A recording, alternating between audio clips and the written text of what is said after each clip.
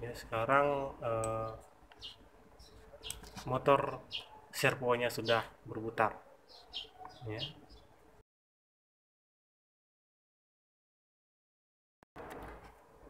Assalamualaikum warahmatullahi wabarakatuh. Kembali lagi bersama saya Dodi Burman.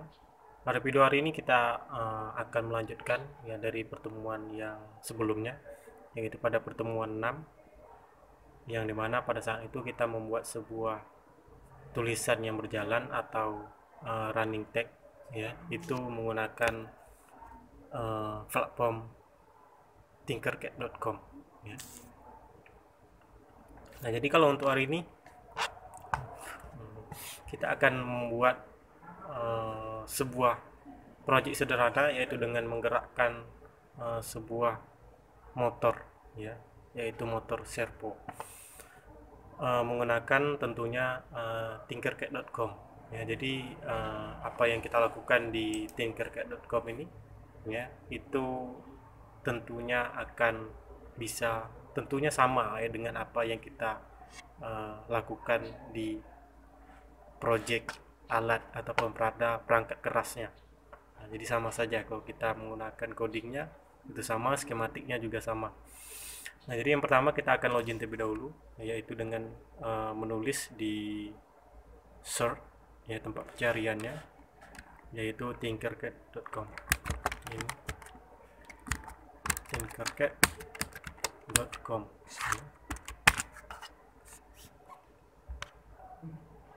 Nah, selanjutnya itu kita bisa pilih di sini, ya, sirkuit, ya.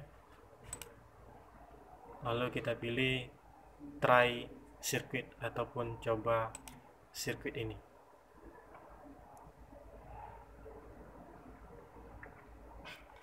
Nah, maka kita tentunya akan dibawa ke lembar kerja kita, dimana ini adalah skematiknya daripada motor servo itu sendiri, ya. Atau saya delete saja lah, bagaimana supaya bisa muncul ini, ya, atau saya delete saja.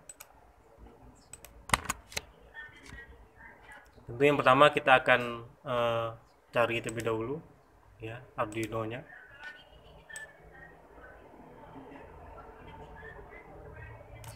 Ini Arduino Uno, kita klik, kita tarik, kemudian kita cari motor servo,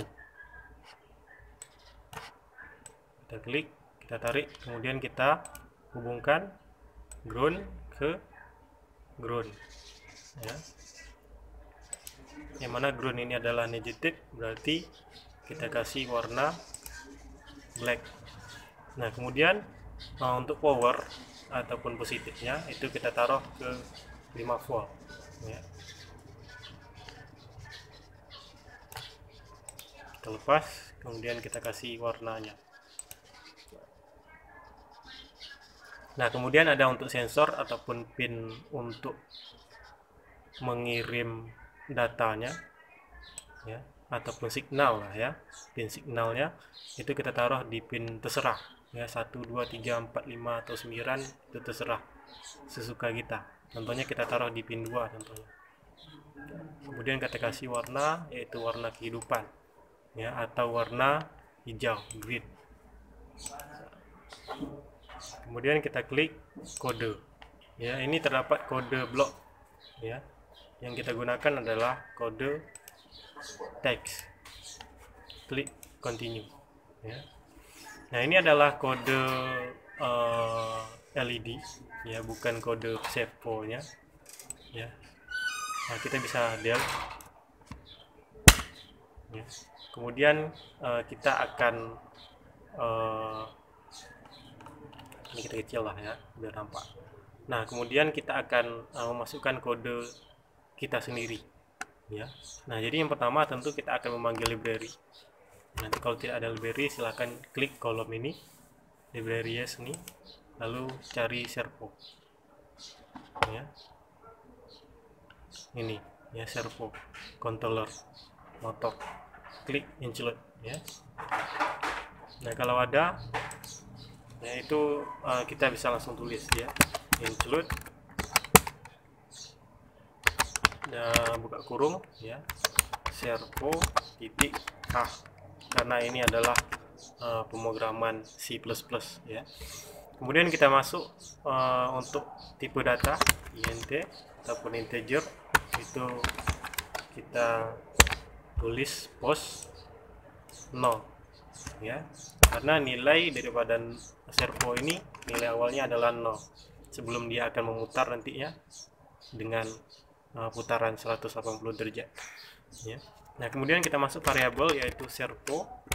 Ini untuk variabel dan ini adalah nama servonya itu sendiri ya. Berarti servo kita masuk di pin mana?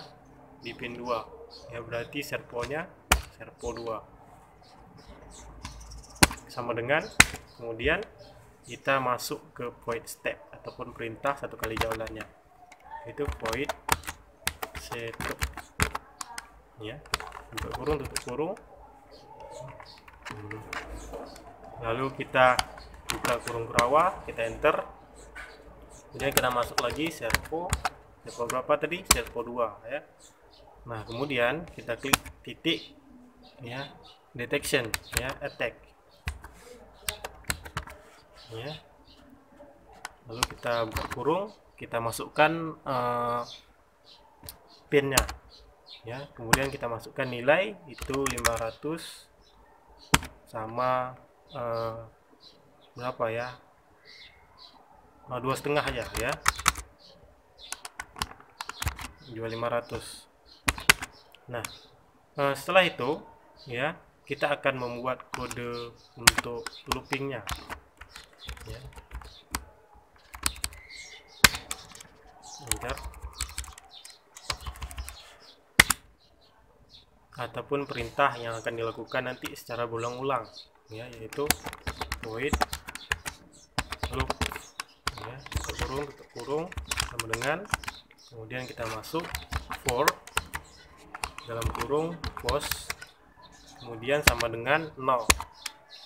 Ini adalah nilai yang kita masukkan di integer tadi, tipe data tadi ya. Kemudian post lebih kecil ya, bukan ya, kecil lah ya, kecil sama dengan ya 180 ya, 180 putarannya, titik 2, kemudian post lagi kalau sinilah 180 plus lah ya, plus sama dengan satu saja ya, satu saja. Nanti kita akan coba tes apakah dia jalan atau tidak. Kemudian kita buka tutup kurung, kita buka kurung ya, ini maksudnya memberitahu kepada servo ya untuk pergi ke posisi 180 derajat, atau kita tulis lah ya, pergi ke posisi 180 ya,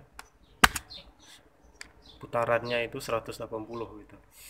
Nah, kemudian ya, kalau kita sudah bikin untuk posisinya ya, sekarang tentu kita akan bikin untuk urainya ya, servo 2 yaitu untuk apa? Servo 2 untuk urai. Tentu saja di sini adalah post titik 2 untuk delay, karena ini kita menggunakan servo, itu putarannya kita butuh yang cepat ya, yang mili saja, yang milisekon saja ya. Biasa kalau kita pakai LED kan 1 second gitu ataupun 1 detik ya, kalau ini milidetik yang lebih cepat daripada itu, 1 detik. Untuk kurung, kemudian di sini bisa kita tulis apa, for post sama dengan 180 ya. Kemudian untuk lebih besar yaitu adalah 0, dan untuk ini kita samakan saja ya, karena kita untuk mengembalikan putaran berarti kita isi di sini apa, minus ya. Nah, kita isi minus 1 ya, 1 putaran saja. Oh ya, benarlah ya, ini bisa nih jalan karena kita menggunakan servo yang biasa, bukan servo yang bisa banyak, yang lebih daripada 180 derajat putarannya, yang warna hitam itu kalau di perangkat kerasnya. Nah, jadi ini tujuannya adalah untuk memberitahu servo untuk pergi ya ke posisi kembali ya. Nah, kemudian kita masuk di sini servo 9 lagi ya, urit juga ya. Servo 9, sorry, servo 2 untuk kita samakan ya dengan kode yang ini ya, yaitu read,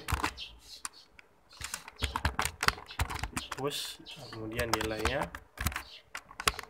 bisa kita samakan ya, yaitu 15 kurung kurung.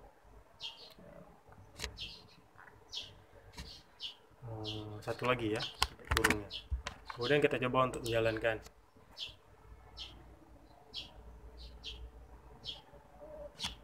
Ada yang error pada library inc luda. Oh iya, ini S nya S besar ya, SARVO. Kita start. Untuk delay 15,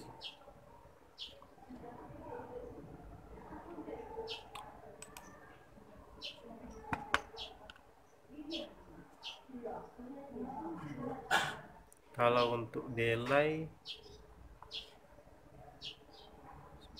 sudah benar ya.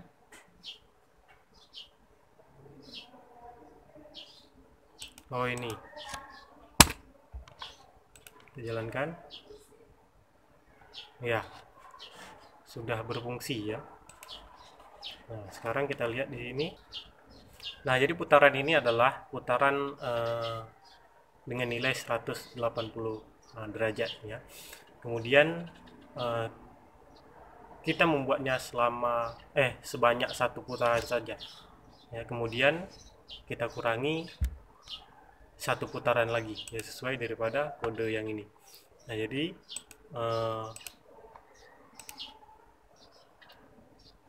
100 putaran lebih kecil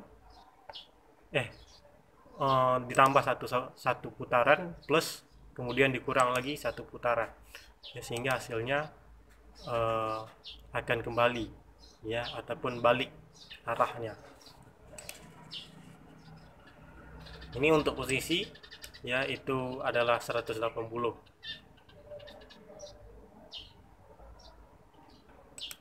Nah, baiklah ya, sampai di sini saja untuk video pada bagian 7 ini ataupun part 7 ini. Sekian, sampai jumpa dan sampai jumpa lagi di video selanjutnya, dan terima kasih.